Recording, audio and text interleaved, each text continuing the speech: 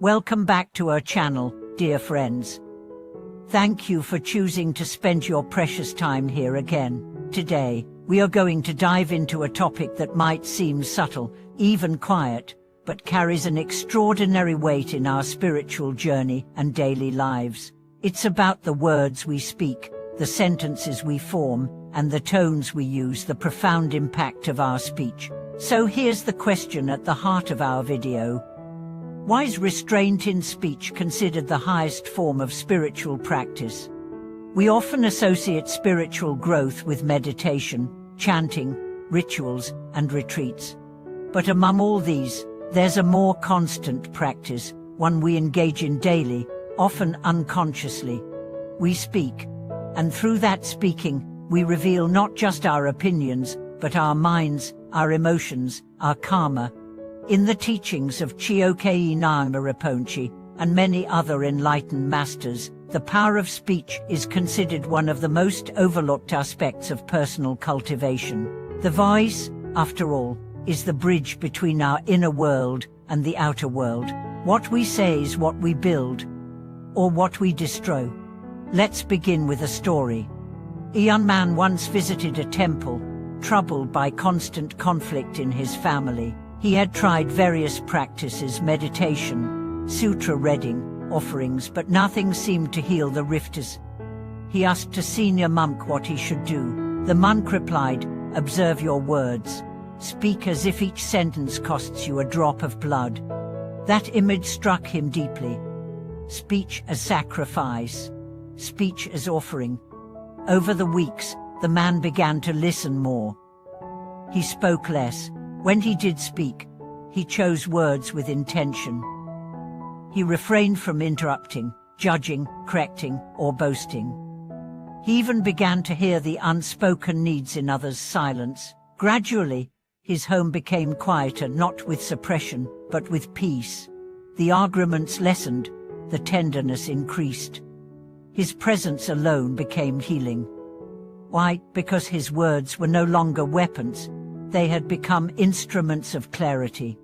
In Buddhism, this principle is known as right speech, one of the limbs of the Noble Eightfold Path.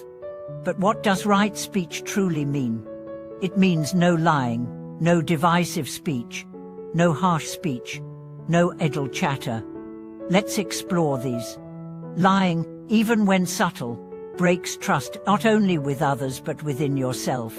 When you speak something you don't believe, your energy fractures. A part of your being becomes false. Over time, this leads to fatigue, confusion, and even illness. The body knows when the mouth is not in harmony with the heart. Divisive speech includes gossip, slander, or triangulating others in conflict. It may bring a fleeting sense of power or connection, but it leaves a karmic residue that isolates the soul. Those who split others inevitably feel split inside. Harsh speech wounds. A single cruel sentence can echo in someone's mind for years. Words become internalized as identity. "You'll never succeed," "You're useless," "I hate you." These phrases don't just disappear. They grow roots in the psyche. Idle chatter, though seemingly harmless, disperses our energy. Talking without purpose creates noise, and in that noise, wisdom cannot arise. Now ask yourself, how often do you speak from impulse, from habit, from ego? How often do you pause before you speak? How often do you truly listen, not just to others' words, but to the silence beneath them?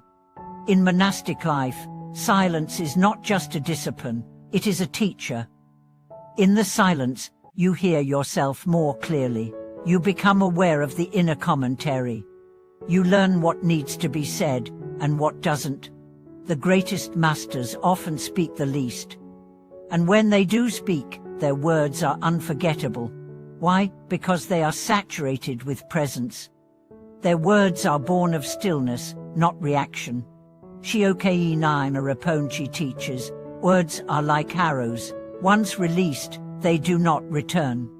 So aim carefully. This is not just a metaphor. It is spiritual realism. Once you say something, it becomes part of another person's mind. You no longer control where it goes. That is why each word must be born from awareness.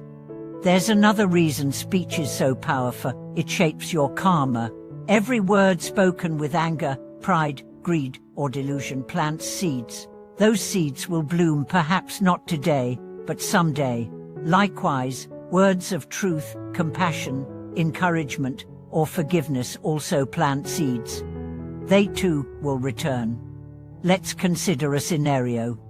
You walk into your home after a difficult day. Your partner greets you. You're tired. You snap, "But can you just leave me alone for once?" In that moment, you've transferred your inner tension into external pain. You've multiplied your suffering. Now imagine this instead. You walk in, tired. You breathe. You saying, "Today was hard. I need some quiet." No blame. Just truth. Just awareness. This is restraint in speech. Not repression, but refinement. And the most refined speech, according to the Dharma, is silence when words would do harm. This brings us to a deeper insight. What you don't say is just as important as what you do say. Have you ever withheld a criticism and instead offered a neutral presence? Have you ever paused before reacting and chosen a kind word instead? Those moments change lives. And not just others, yours. Every time you refrain from anger, you strengthen patience. Every time you choose understanding over sarcasm, you purify your karma. Every time you listen deeply, without the urge to interrupt or fix, you become a vessel of compassion. Let's talk about another practice, blessing with words. Buddhism encourages speech as offering. You can say, "May you be well," to someone silently in your heart. You can bless strangers as they pass by. You can speak words that uplift, words that nourish. When you do this consistently, you transform your speech from habit to prayer, from opinion to healing. There is an old saying, "Speak only if your words are more beautiful than silence." What if we took that seriously? How different would your day be if every sentence passed through that filter? And now, let's bring this into practical life. At work, instead of complaining about a colleague, can you express a need clearly and kindly? With family, instead of arguing to be right, can you ask to understand? Online, instead of reacting to a post with sarcasm, can you scroll past or offer something constructive? These are not passive acts, they are active practices. Each one shapes your path, and they require vigilance, because speech is habitual. We often talk just to fill space, to feel seen, to release tension. But when you bring mindfulness to speech, you change the quality of your presence. You become someone others feel safe with, trusted, respected, and most importantly, you begin to trust yourself more. Why? Because you know you will not betray your own integrity just to win a moment. Speech is energy. It travels, it echoes. And the more mindful your speech, the more luminous your path. Let me end with this reflection. The highest speech is not eloquence. It is kindness. The truest voice is not the loudest. It is the most aligned. And the most sacred words are those spoken from love. So the next time you feel the urge to speak impulsively, pause, breathe. Ask, will this bring peace? If not, let silence be your gift. Thank you for watching this video. If this message resonated with you, I invite you to share a story in the comments. When was a time you chose your words carefully? Or when you wished you had? Let's inspire each other with real stories, real change, real speech.